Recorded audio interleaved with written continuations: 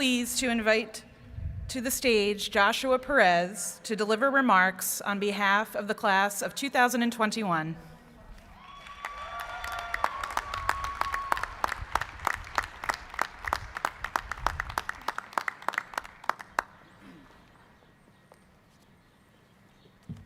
Well, you did great.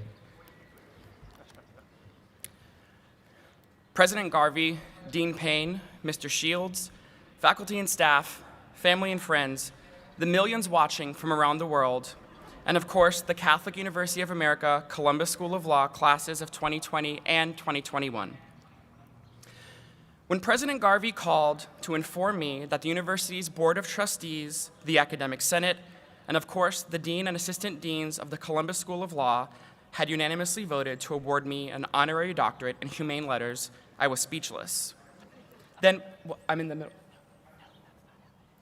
Oh, I was just told it wasn't unanimous, but nonetheless, I'm not getting, that's what he told me when he called. Okay, can I still speak? Is that okay? Okay. All right, so I'm sorry, this is really awkward. Here we go. When I sat down to write this speech, I will admit I had some trouble. And the more I thought of it, having trouble writing something that I've been assigned to write in law school was par for the course. So I decided I would approach writing this speech the same way I approached writing everything throughout my law school career. So I took a nap, ate a snack, watched 3 seasons of a TV show, texted some friends. After at least 2 mental breakdowns, the 5-watt light bulb in my head finally lit up and I knew what I needed to write. I'm told the key to a good graduation speech is something that accomplishes each of the following. It inspires the graduates, entertains the guests, contains a little bit of self-deprecating humor, and doesn't embarrass the institution from which the speaker is graduating. But those are only the requirements for a good graduation speech. I don't want to give merely a good graduation speech. I want to give a great speech. So what's missing from that list of requirements, you say? What separates a good graduation speech from a great one? First, it's an analogy that's relevant to everyone that is watching both in person and around the world. And of course, it must be humorous.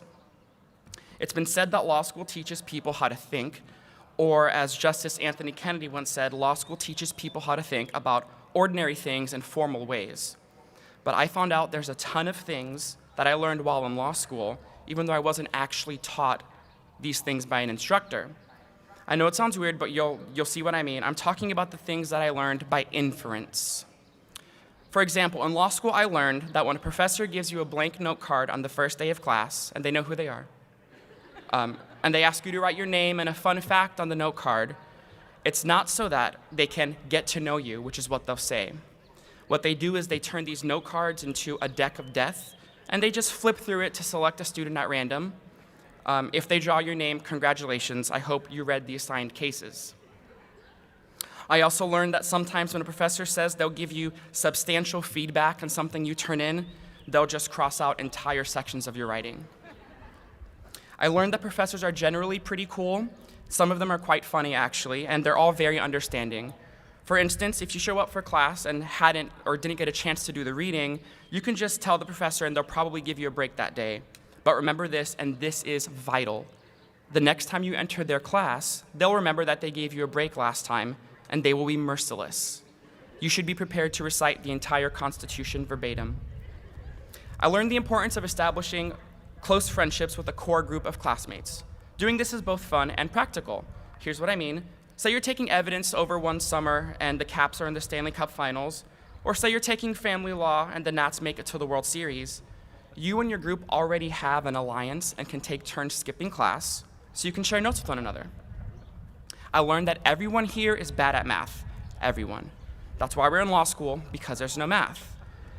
Do you know how many times I had a syllabus where the grading rubric totaled up to a number that wasn't 100%? Here comes the analogy that I mentioned earlier. I learned that being a law student and hand sanitizer have a lot of things in common during an unprecedented global pandemic. At the beginning of your law school career, you'll be nowhere to be found, just like hand sanitizer in spring 2020. And I don't mean in the sense that people are paying a ton of money to see you, because that would have been great. On I mean more, it's like you're just missing. Your civilian friends are mad at you because you missed their birthday brunch at whatever birthday brunch spot they chose. And your family peppers in guilt because you couldn't go home for Thanksgiving because you were outlining for civil procedure. Then after a little bit, you finally manage to get your hands on a bottle of hand sanitizer and things start to seem more normal. Nothing can defeat you. Then you walk into your first day in property class and you remember sometimes hand sanitizer stings if you have a paper cut. You think to yourself, I didn't know I had a paper cut. But you do, you have a deep one. It's called the rule against perpetuities. It stung when you first heard it and will sting every time it's mentioned. It does not get better. Once you finish property, you think that it's like you've switched to an alcohol-free hand sanitizer and it won't sting anymore until you take trust in estates. Congratulations, you bought a hand sanitizer that claimed to be alcohol-free, but it stings even worse. Your trust in estates professor will say something like, oh, this is the rule against perpetuities. You learned this in property. Wrong. Very wrong. I'm not saying my property professor didn't do his darndest to teach me that topic, but it's, as we millennials say, it just wasn't my truth. And I have the final exam grade to prove it. In a few minutes, we'll all be law school graduates, and once we pass the bar exam, we'll be actual lawyers.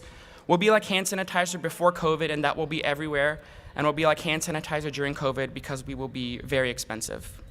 I leave you with a quote from my hero, President George W. Bush.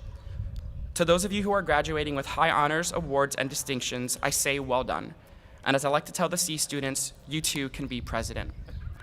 Thank you to this university, this law school, and these graduates. It has been my honor. Congratulations.